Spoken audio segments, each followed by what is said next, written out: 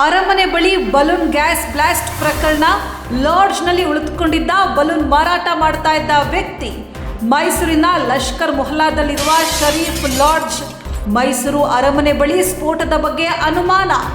15 ದಿನದ ಹಿಂದೆ ಯುಪಿಯಿಂದ ಮೈಸೂರಿಗೆ ಬಂದಿದ್ದ ಆ ವ್ಯಕ್ತಿ ಬಲೂನ್ ಮಾರಾಟ ಮಾಡಿ 15 ದಿನಗಳಿಂದ ಲಾಡ್ಜ್ನಲ್ಲಿ ತಂಗ್ತಾ ಇದ್ದ ಸಲೀಂ. ಅನೇಕ ಬಲೂನ್ ಮಾರಾಟಗಾರರು ಮತ್ತು ಮೃತ ಸಲೀಂ ಕೂಡ ಶರೀಫ್ ಲಾಡ್ಜ್ನಲ್ಲಿ ತಂಗ್ತಾ ಇದ್ರು. ಲಾಡ್ಜ್ ಮುಂಭಾಗ ನಿಂತಿರುವ ಇನ್ನೂ 3 ಸೈಕಲ್. ಬಲೂನ್ ಮಾರಾಟ ಮಾಡಲು ಬಳಸ್ತಾ ಇದ್ದ ಸೈಕಲ್. ಲಾಡ್ಜ್ನ ಸಿಸಿಟಿವಿ ಫುಟೇಜ್ ಕಲೆ ಹಾಕಿರುವ ಪೊಲೀಸರು.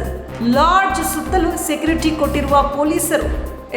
ಅರಮನೆ ಬಳಿ ಬಲೂನ್ ಗ್ಯಾಸ್ ಬ್ಲಾಸ್ಟ್ ಪ್ರಕರಣಕ್ಕೆ ಸಂಬಂಧಪಟ್ಟಂತೆ ಲಾಡ್ಜ್ನಲ್ಲಿ ಉಳಿದುಕೊಂಡಿದ್ದ ಬಲೂನು ಮಾರಾಟ ಮಾಡ್ತಾ ಇದ್ದ ವ್ಯಕ್ತಿ ಇದೀಗ ಸಾಕಷ್ಟು ಅನುಮಾನಕ್ಕೆ ಎಡೆ ಮಾಡಿಕೊಡ್ತಾ ಇದೆ. ಮೈಸೂರಿನ ಲಷ್ಕರ್ ಮೊಹಲ್ಲಾದಲ್ಲಿರುವಂಥ ಶರೀಫ್ ಲಾಡ್ಜ್ನಲ್ಲಿ ಆ ವ್ಯಕ್ತಿ ಉಳಿದುಕೊಂಡಿದ್ದ.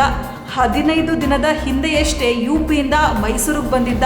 ಬಲೂನ್ ಮಾರಾಟ ಮಾಡಿ 15 ದಿನಗಳಿಂದ ಆ ಲಾಡ್ಜ್ನಲ್ಲಿ ಸಲೀಂ ತಂಗ್ತಾ ಇದ್ದ. ಅನೇಕ ಬಲೂನ್ ಮಾರಾಟಗಾರರು ಮತ್ತು ಮೃತ ಸಲೀಂ ಕೂಡ ಶರೀಫ್ ಲಾಡ್ಜ್ನಲ್ಲಿ ತಂಗ್ತಾ ಇದ್ರು. ಇನ್ನು ಲಾಡ್ಜ್ ಮುಂಭಾಗವೇ ಇನ್ನೂ 3 ಸೈಕಲ್ ನಿಂತಿವೆ. ಬಲೂನ್ ಮಾರಾಟ ಮಾಡೋದಕ್ಕೆ ಬಳಸ್ತಾ ಇದ್ದಂಥ ಸೈಕಲ್ ನಿಂತಿರುವಂಥದ್ದು. ಲಾಡ್ಜ್ನ ಸಿಸಿಟಿವಿ ಫುಟೇಜನ್ನು ಪೊಲೀಸರು ಕಲೆ ಹಾಕಿದ್ದಾರೆ. ಲಾಡ್ಜ್ನ ಸುತ್ತಲೂ ಕೂಡ ಪೊಲೀಸರು ಸೆಕ್ಯೂರಿಟಿಯನ್ನು ಕೊಟ್ಟಿದ್ದಾರೆ.